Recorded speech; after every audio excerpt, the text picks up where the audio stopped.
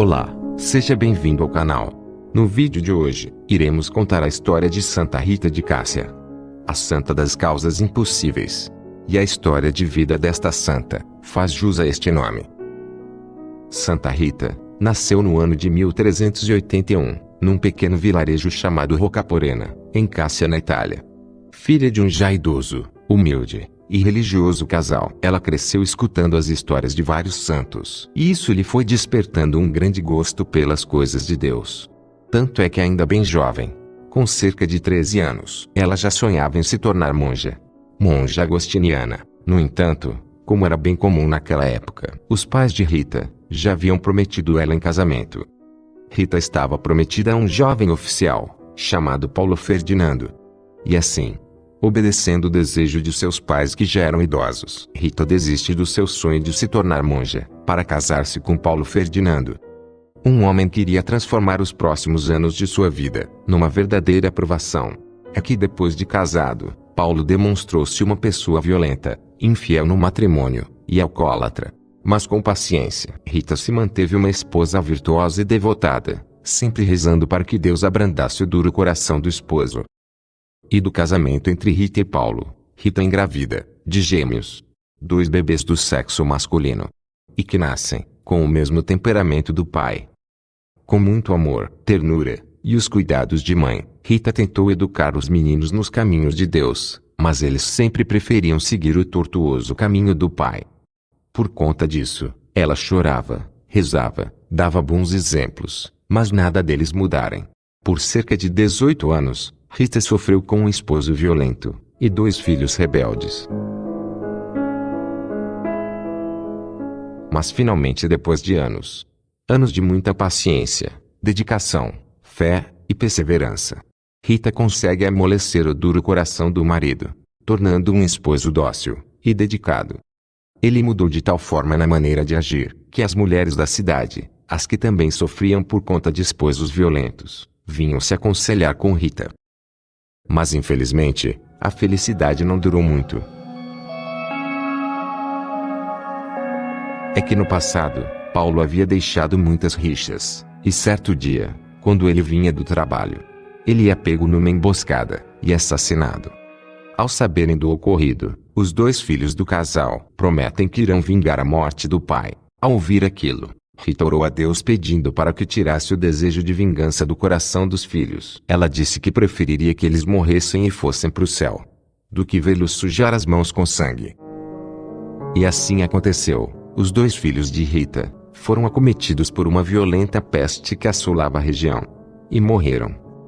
Mas antes de morrerem, eles perdoaram o assassino do pai. Agora sozinha na vida, sem marido e nem filhos, Rita entregou-se somente às orações, penitências e obras de caridade. E obedecendo o chamado que sentia em seu coração desde menina, ela foi até o mosteiro de Santa Maria Madalena, com o intuito de se tornar monja, mas por já ter sido casada, não foi aceita. Mas nem por isso, Rita deixou de visitar os enfermos ou fazer caridade. E certa noite, ela recebe uma visita muito especial. Ela ouviu uma voz chamando. E quando foi ver, lá estava de forma miraculosa Santo Agostinho, São Nicolás de Tolentino e São João Batista. Eles pediram que Rita os seguissem, e depois de caminharem um pouco pelas ruas, os 3 santos desapareceram. Rita então sentiu um suave empuxo, e quando se deu conta, estava dentro do mosteiro de Santa Maria Madalena. Quando as monjas viram Rita dentro do convento, e percebendo que as portas estavam todas trancadas, não tiveram dúvidas que ela entrou ali por intervenção divina. E assim, Rita finalmente foi aceita no convento.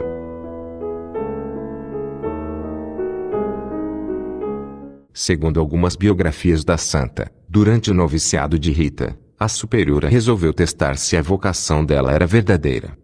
De certa maneira, ela tentou pregar uma peça em Rita. Havia um pedaço de madeira já seco, enterrado no jardim do convento, e a superiora então mandou que durante 1 ano, todos os dias Rita deveria regar aquele pedaço de madeira. E assim ela o fez, com muito amor e paciência. Todos os dias Rita regava aquele pedaço de madeira. Mas para surpresa de todos, depois de 1 ano, o pedaço de madeira brotou, se transformando numa grande videira e que dá frutos até os dias de hoje. Rita sentia um amor tão grande por Jesus Cristo que ela desejava compartilhar um pouco da dor que ele sentiu durante a crucificação. E assim aconteceu, certo dia, enquanto Rita fervorosamente rezava em frente a um crucifixo. Ela pede para que Jesus compartilhe com ela um pouco da dor que sentiu durante o momento da crucificação.